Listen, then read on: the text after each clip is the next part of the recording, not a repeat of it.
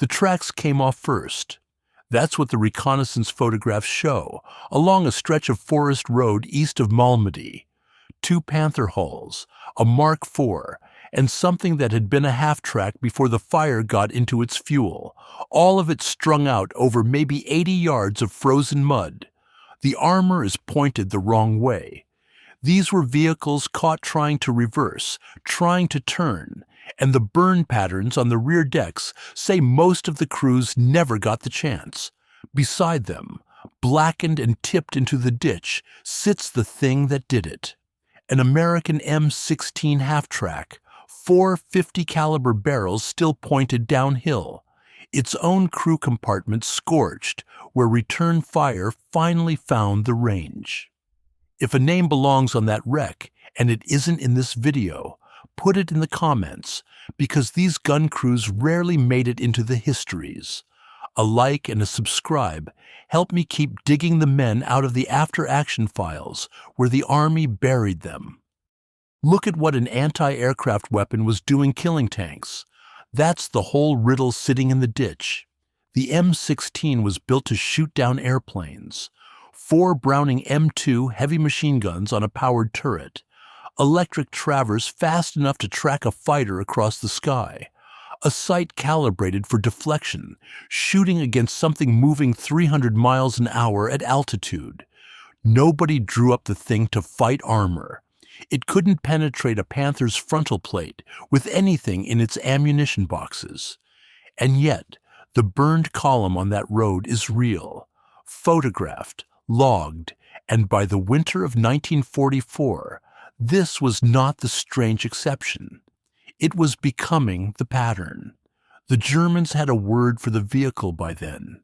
They called it the meat chopper. This is the part that stays with me. Pull the unit records for several of these Quad 50 batteries across the Ardennes, and the tally of ground targets, vehicles, guns, dug-in infantry, the occasional tank caught from the flank or the rear, climbs higher than the tally of aircraft the same guns ever brought down. A weapon designed for one war was quietly fighting a different one and winning. The kill board reads backwards. So how does an anti-aircraft crew end up credited with more tanks than planes? The neat answer, the one you'll hear repeated, is that the Luftwaffe simply wasn't in the sky anymore, so the gunners lowered their barrels out of boredom and found work on the ground. That answer is half true, and it's lazy, and it misses everything interesting about what these men actually did. To understand the wreckage on that Ardennes road, why the Panthers were turning, why the crews burned, why a German officer in a wiretap cell would later describe the sound of those 4 barrels opening up as something close to physical panic, we have to go back before the Bulge. Back to a decision the Army made about air defense in 1942, and to what happened when American industry handed a frightened teenager from Ohio a weapon that fired 2,200 rounds a minute and told him to point it wherever the enemy was. The sources conflict on how many vehicles that single M16 in the ditch accounted for before it died. One report says 4. A regimental summary implies more and doesn't give a number. What isn't in dispute is the ground itself.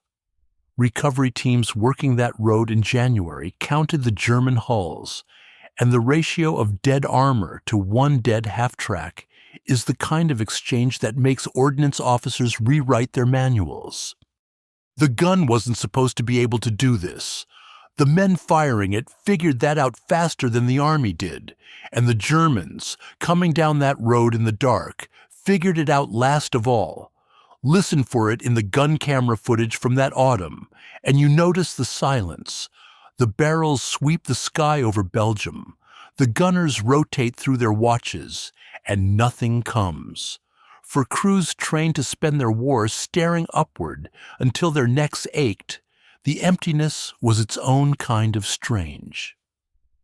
Back in Normandy in June, they'd had targets, Focke-Wulfs coming in low over the beachhead, the occasional Junkers hunting the invasion fleet.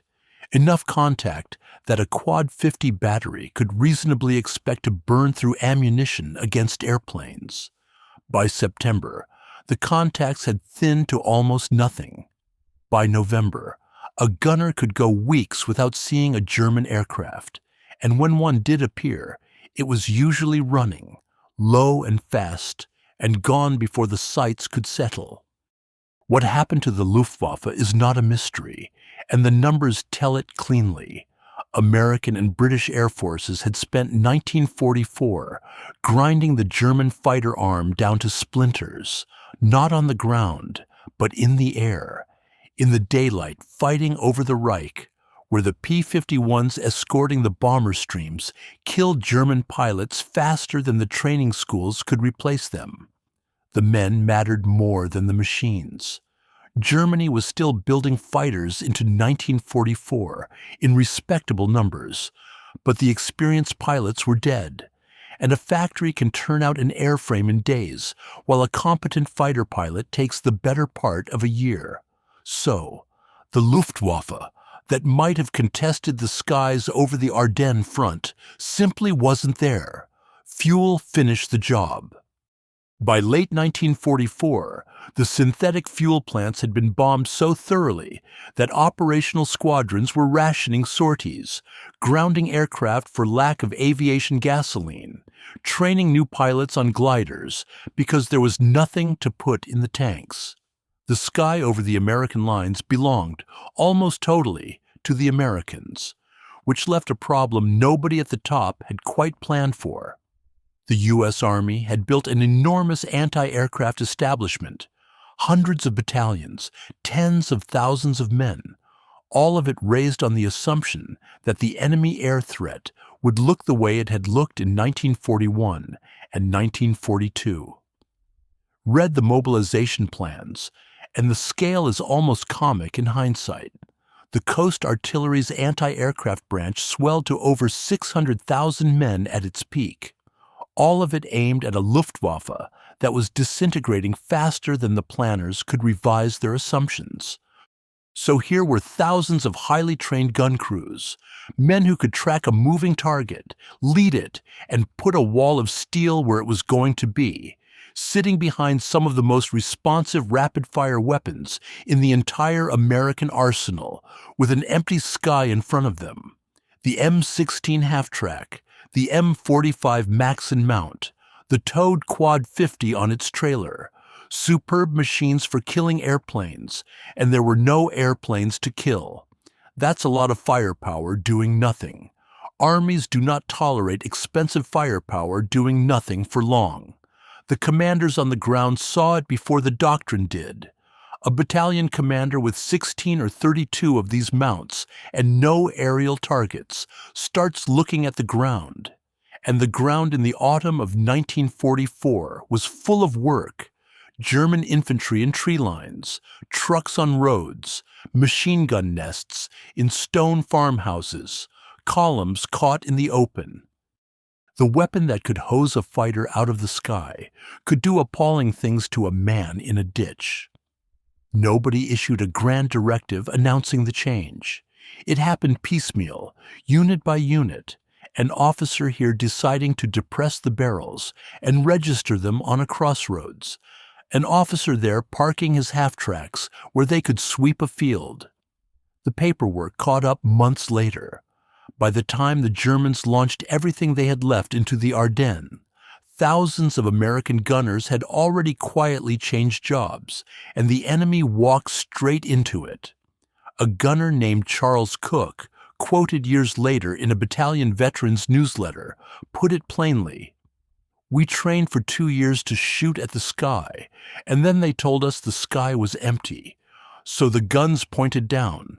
But that's the how, not the why, and the why is the whole point of this video." Why did the men behind America's air defense weapons become, in the winter of 1944, some of the most feared tank-adjacent killers on the Western Front? How does a battalion raised to protect bridges from dive bombers end up with German armor burning on a forest road and a captured colonel describing the noise as panic? Hold that question, because the easy version of the answer will lead you nowhere. The lazy telling goes like this. The Luftwaffe vanished. The gunners got bored. They shot at the ground, and by accident, they turned out to be useful. Every word of that is technically defensible, and the whole of it is wrong, because it makes the thing sound like luck. It wasn't luck.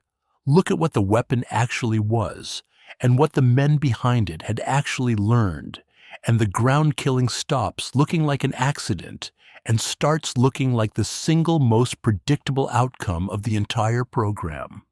Consider what the crew was trained to do.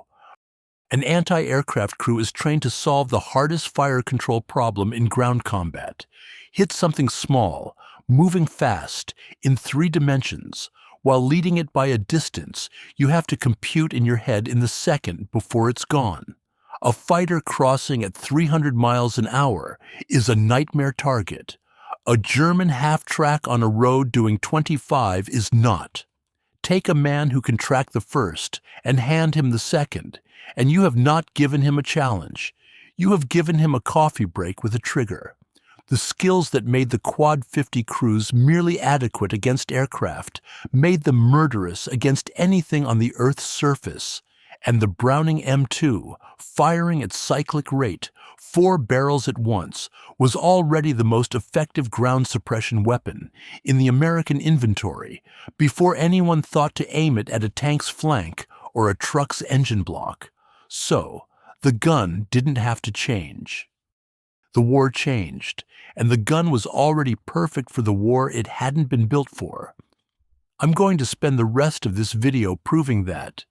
The technical reason the 50 caliber round did what it did to soft-skinned armor and exposed crews, the way it looked from inside a German column when the barrels opened up, the sheer industrial scale that put these mounts on every road junction from Belgium to the Rhine, and finally, what it cost the men on the receiving end.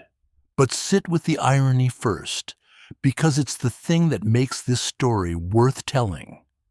The United States spent enormous money and manpower building an air defense arm to counter a threat that its own air forces then erased.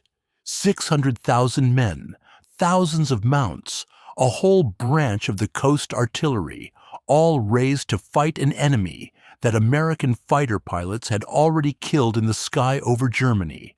By the logic of the ledger, it should have been the greatest waste of the war. It became one of the most lethal ground weapons the Army fielded. That's the thing about American superiority in this war. It stacked so deep that even its apparent redundancies turned into killing power. The air arm made the anti-aircraft arm obsolete, and the obsolete arm simply picked another job and did it better than the units built for it. The Germans, coming down the Ardennes roads in December, were about to meet weapons designed for a war they had already lost in the air, repurposed by men who'd figured out something the German planners never accounted for. To see how bad it got for them, we start with the round itself, 50 caliber round, muzzle velocity roughly 2,900 feet per second. Weight of the projectile, about 700 grains. Call it 1.5 ounces of copper-jacketed steel, leaving the barrel faster than the crack of it could reach the target. Now fire 4 of those barrels at once, at cyclic rate, and you are putting between 400 and 500 rounds into a space the size of a doorway in the time it takes a man to flinch. That's the arithmetic of the meat chopper, and it explains why the Germans stopped thinking of it as a machine gun and started thinking of it as weather. The number hides something, though. A single 50 won't stop a Panther, and everyone knew it. The frontal glacis on that tank ran 80 millimeters of slope steel, and no rifle caliber wall of fire was punching through that. But armor is not uniform. The rear deck, the engine louvers, the fuel cells, the thin plate over the running gear, the vision blocks, the commander's head when he opened the cupola to see where he was going, All of it was soft to a 50 caliber stream. The M16 didn't kill tanks by drilling their armor. It killed everything the tank needed to keep fighting, and it did it in bursts that arrived before the crew could button up. Then there was the bigger brother, the one that could go through the armor. The 40mm Bofors was the other half of the American air defense arm, a single-barrel automatic cannon that fired a 2-pound shell at roughly 2,800 feet per second, 120 rounds a minute if the loaders kept feeding the clips. Built again to kill aircraft, it threw a high-explosive shell up to altitude with a self-destruct tracer. But the Ordnance Department also issued an armor-piercing round for it, the M8 one-shot, a solid steel projectile with no explosive filler, and against the flank of a German tank at close range, that round did what the 50 could not. Post-war penetration tables put the Bofors AP shot through better than 2 inches of armor at 500 yards. The side plate of a Mark IV was 30 millimeters. Do the subtraction.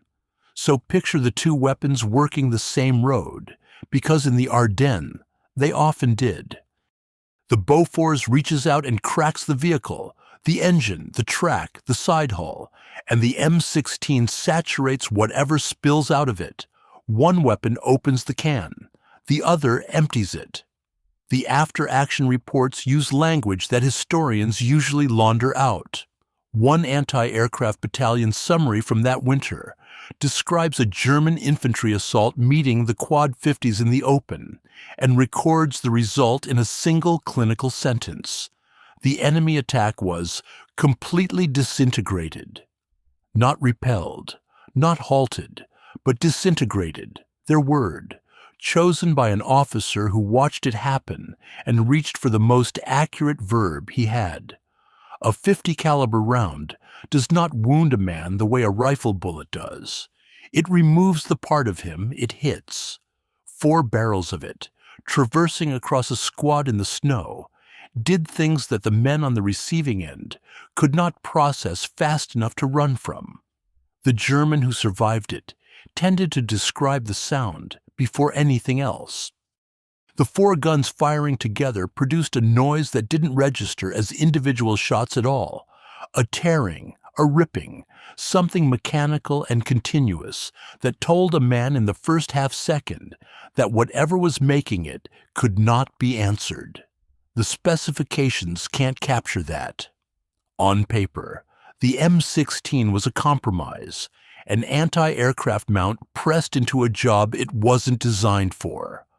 In the snow east of Malmedy, it was the most terrifying thing a German soldier could hear coming, because it meant the road ahead was already gone, and so was anyone standing on it. What that sounded like from inside the German column is where we go next. Employ in a ground role when aerial targets are not present. That's the line, lifted almost verbatim from a First Army directive circulating in the last weeks of 1944, and it did something the piecemeal improvising of the autumn had never done. It made the ground mission legal. Officers who'd been depressing their barrels on their own initiative, half expecting a reprimand from an artillery colonel somewhere in the rear, now had paper telling them they'd been right. The Army had caught up to its own gunners. Read the wording again, though, and notice how grudging it is. The order never says engage ground targets or support the infantry. The phrasing hedges, when aerial targets are not present, as though the planners still couldn't quite let go of the airplanes that weren't coming. Doctrine dies slowly. The men writing these orders had built their careers on air defense, and the sentence reads like someone conceding an argument he'd rather have won.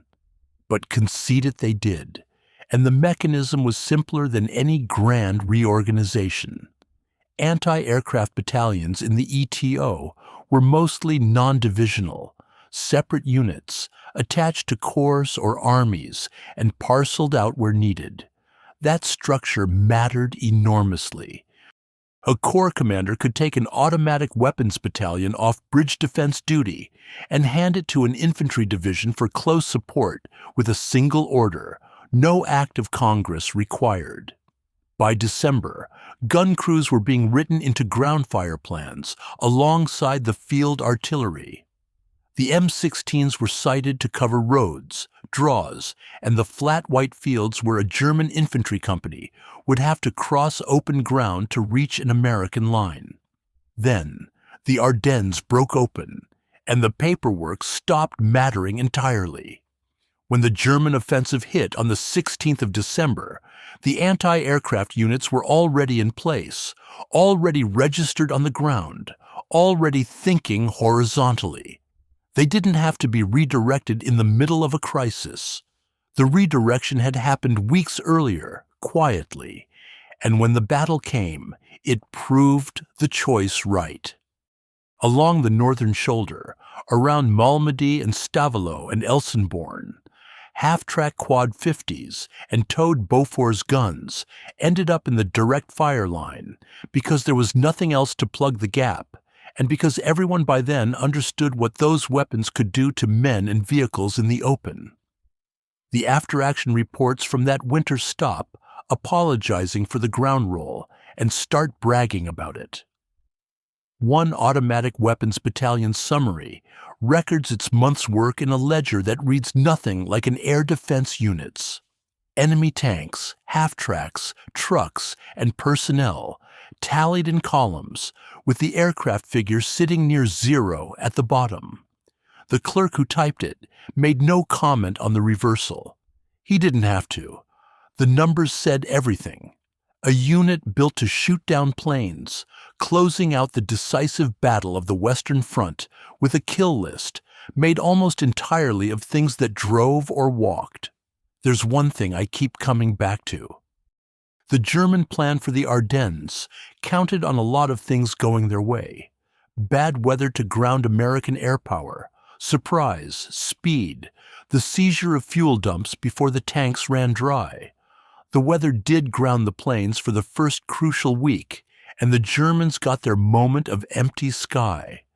What they never factored into the plan was that the American units built to fight aircraft would be waiting for them anyway, with the barrels already down, the roads already ranged, and the crews already retrained by 3 months of pointing their guns at the earth.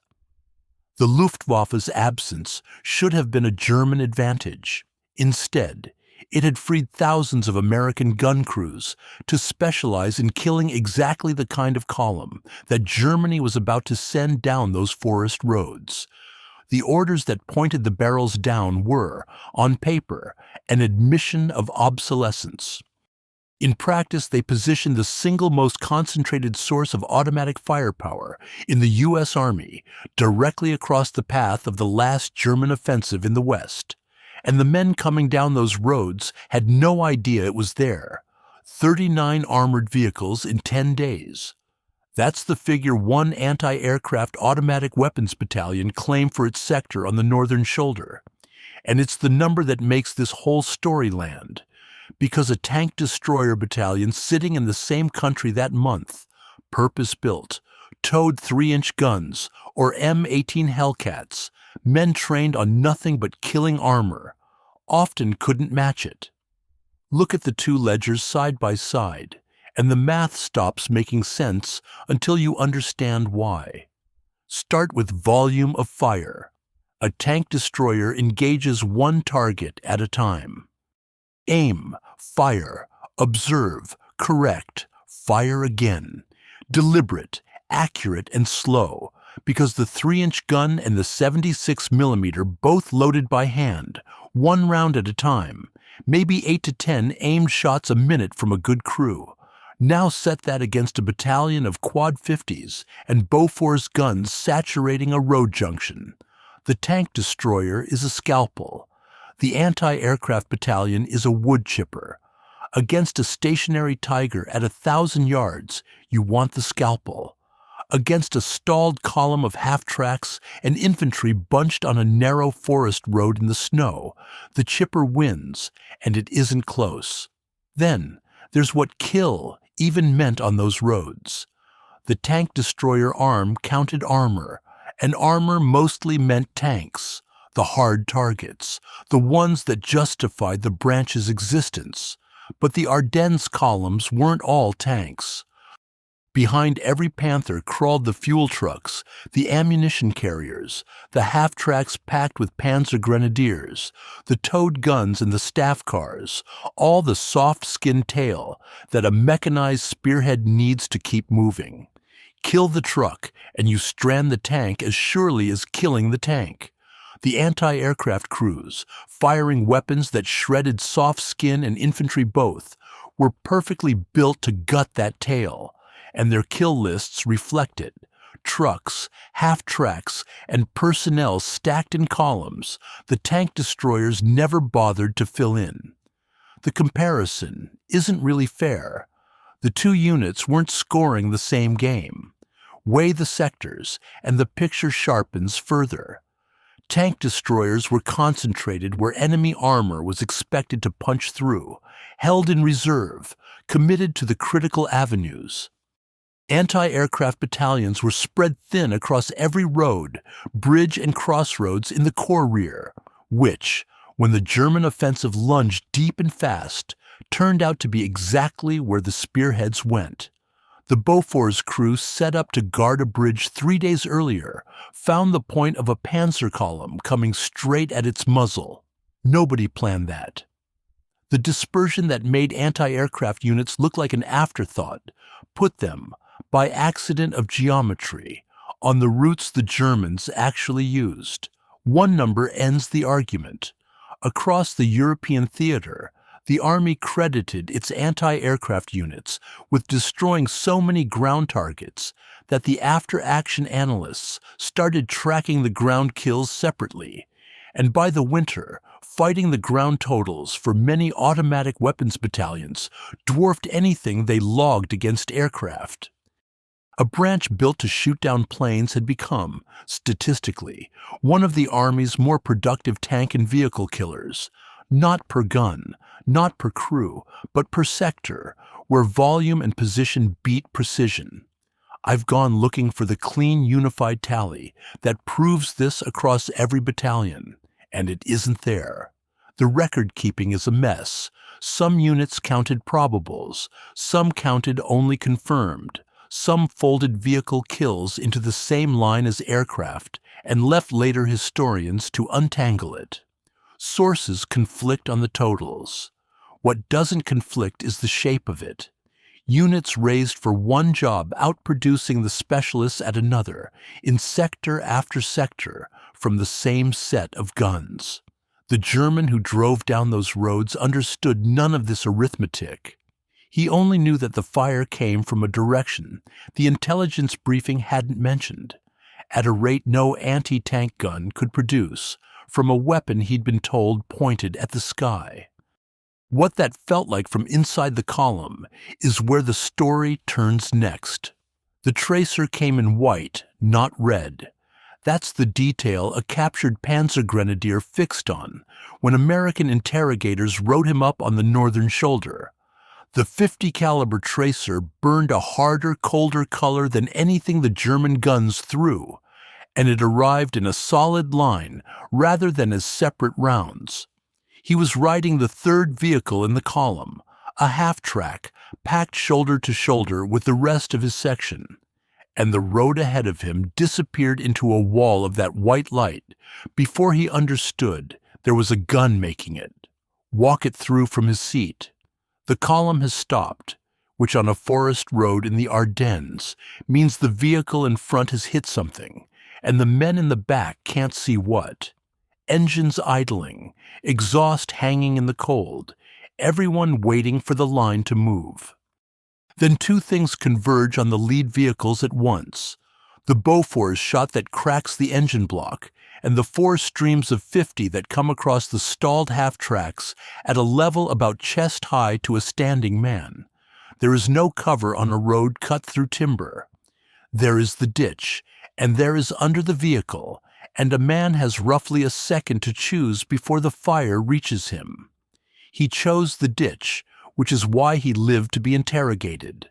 Most of his section chose nothing, because there was no time to choose. What the interrogation report captures, and I want to be precise, because the temptation is to embellish, and the document doesn't need it, is his confusion about the source. He kept insisting the fire had come from multiple guns, many guns, and in place position, when the American officer taking it down knew it had come from a single half-track mount. That gap is the whole story. The volume of fire from one M16 read to the man underneath it as a whole battery. He could not correlate the noise and the destruction with a single weapon because nothing in his training let him. He'd been briefed on American tanks, on American artillery and aircraft. Nobody had told him the anti-aircraft guns pointed down now. State it plainly. A weapon designed to miss a target moving 300 miles an hour across the sky was being used against men who could not move at all, and the result was not a fight. Sit with that for a second, because the arithmetic from the earlier sections stops being arithmetic here. 400 to 500 rounds a minute into a doorway-sized space was a number on a page in Section 4. On the road east of Malmedy, it was a section of infantry that had climbed out of a half-track and had nowhere to be when the stream arrived. The German who survived didn't describe casualties. He described a column that was there and then was not, and himself in a ditch listening to the tearing sound move past him and looking for the emplacement that wasn't an emplacement. The Neitzel wiretap transcripts of captured German soldiers are full of this particular note. Not fear of American courage, which they rarely mention, but bewilderment at American volume. Over and over the recorded men circle back to the same complaint. There was too much of everything, coming from too many directions, more than a professional army should have been able to produce. One captured soldier, quoted in the Fort Hunt material, reduced it to a sentence that says more than any casualty figure. You cannot fight against that. There is nothing to do but lie down. He wasn't talking about the meat chopper specifically.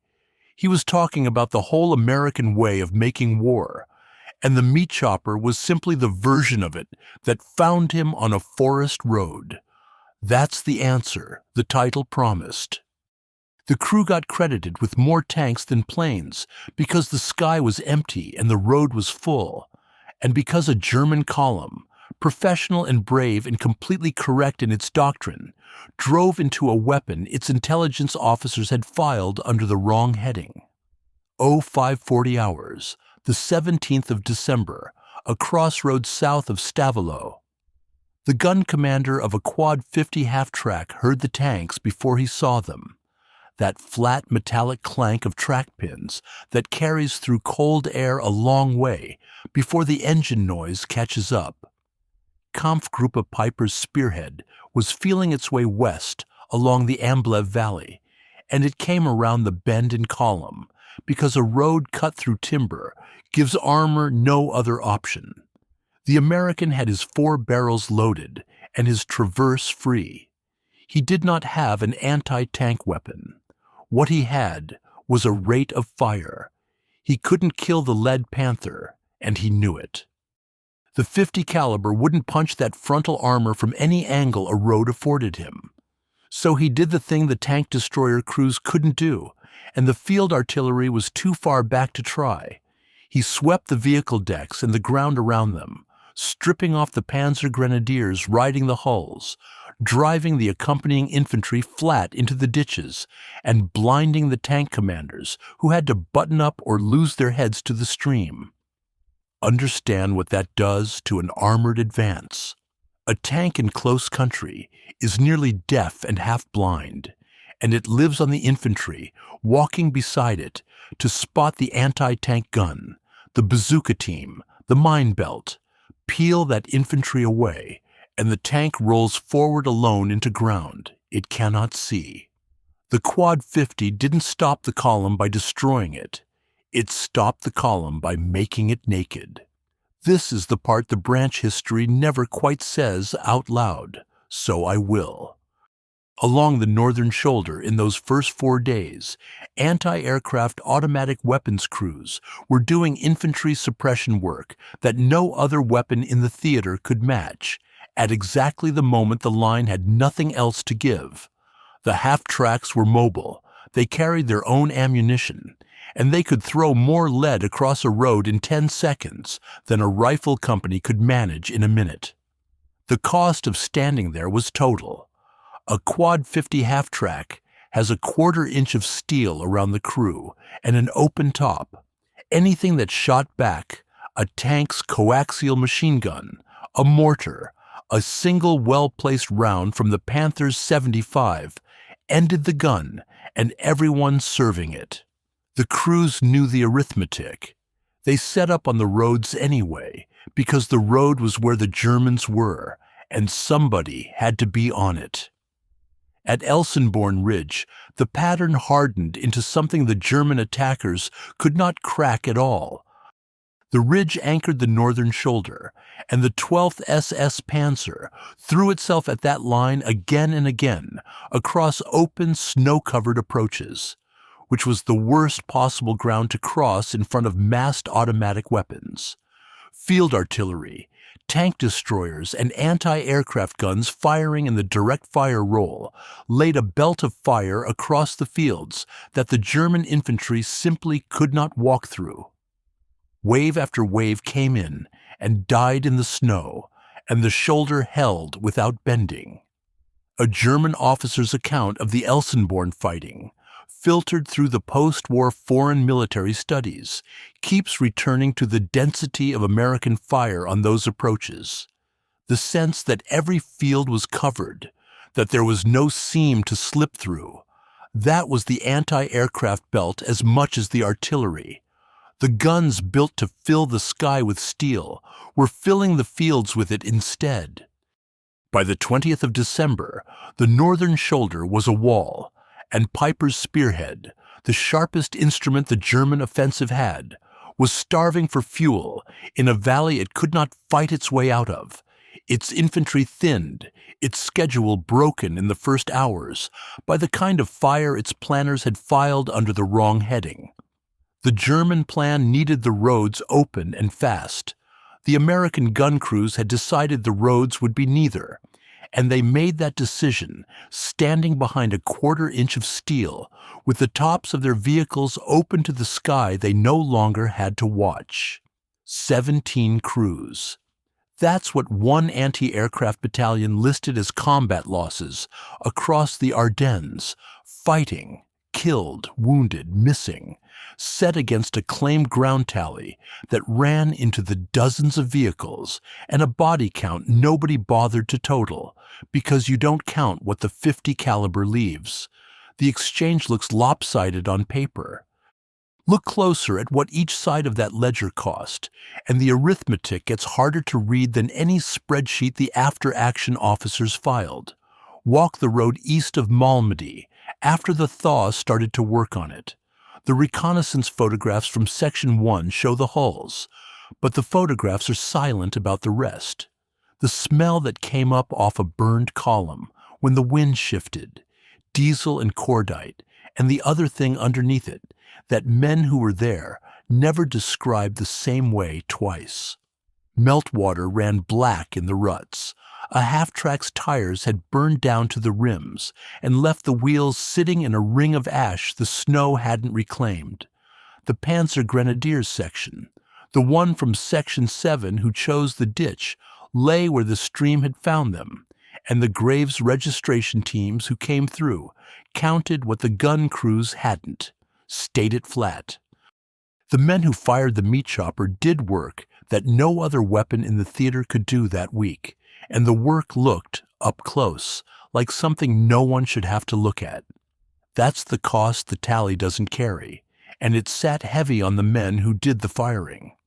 Charles Cook, the gunner from Section 3, said something in that same veterans newsletter that the interviewer left almost without comment. "We were glad it wasn't us in that ditch. That's all. You didn't think past that." The professional distance the army trained into a gun crew held on the road and broke afterward, in the quiet, and the record-keeping has nothing to say about the difference. Now the other limit. The 50 caliber and the Bofors ruled the road as long as the road stayed a killing lane, and the enemy stayed on it. Pushed the same guns into the wrong fight, and the improvisation ran out fast. Against a buttoned-up Panther head-on, the Quad 50 was noise and sparks and nothing more.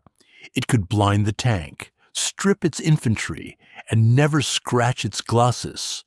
When the German artillery ranged in on a gun position, the quarter-inch of steel and the open top made the half-track a coffin with the lid off.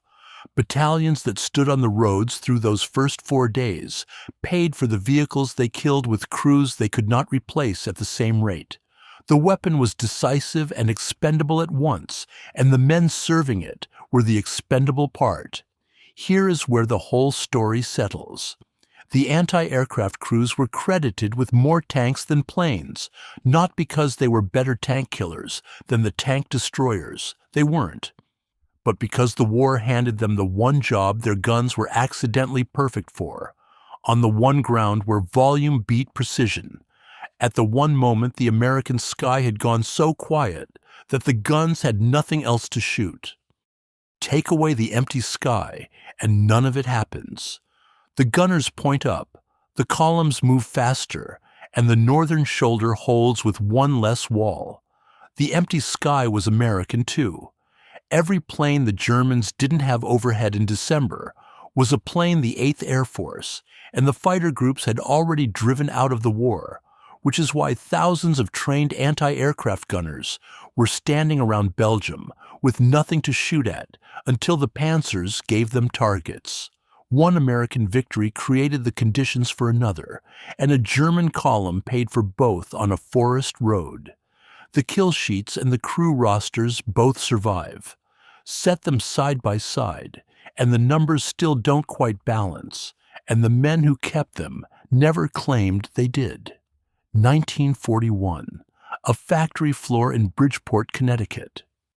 The M45 quad mount rolling off the line that year was built on an assumption that reads, in hindsight, like arrogance, that the United States could afford to arm every column, every bridge, every supply dump against an enemy air force that, by the winter of '44, had largely stopped showing up.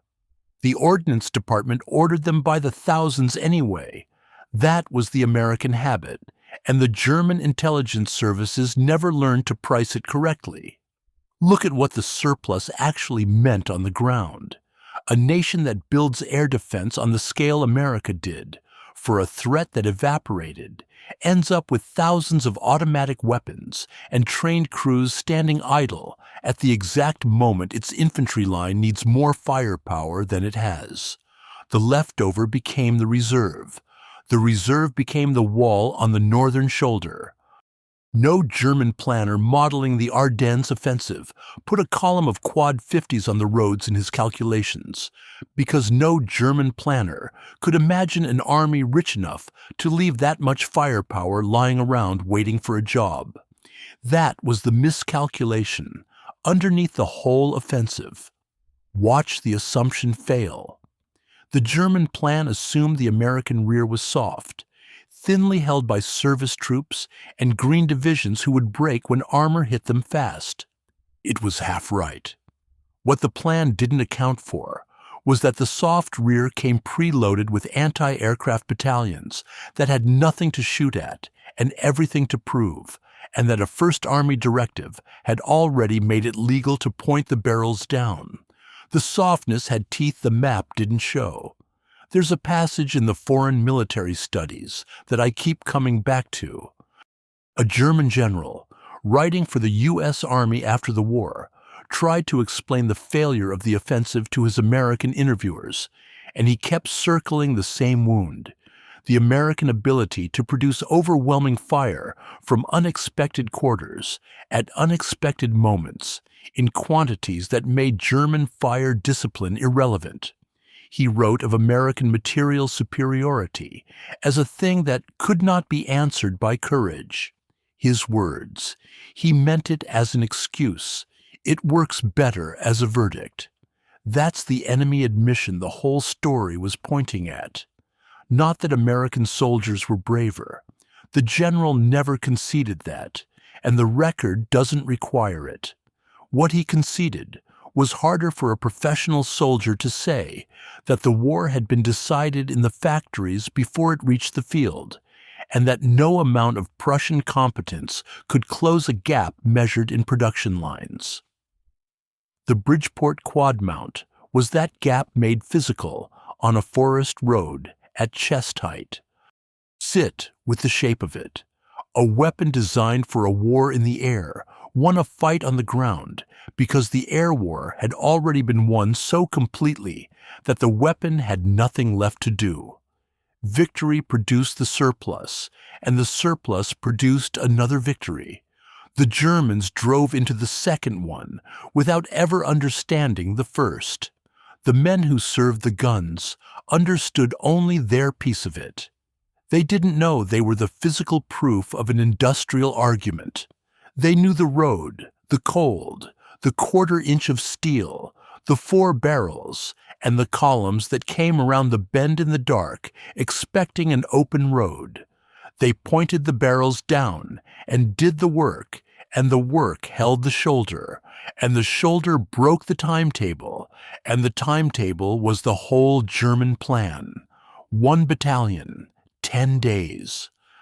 39 armored vehicles killed by guns built to shoot at airplanes, on roads the enemy was told would be empty, by crews who trained 2 years for a sky that never came. The half-tracks are gone. The directive is in the archive. The general's verdict is on the page where he left it, and the road east of Malmedy runs through the trees the same as it did the morning the tracers came in white.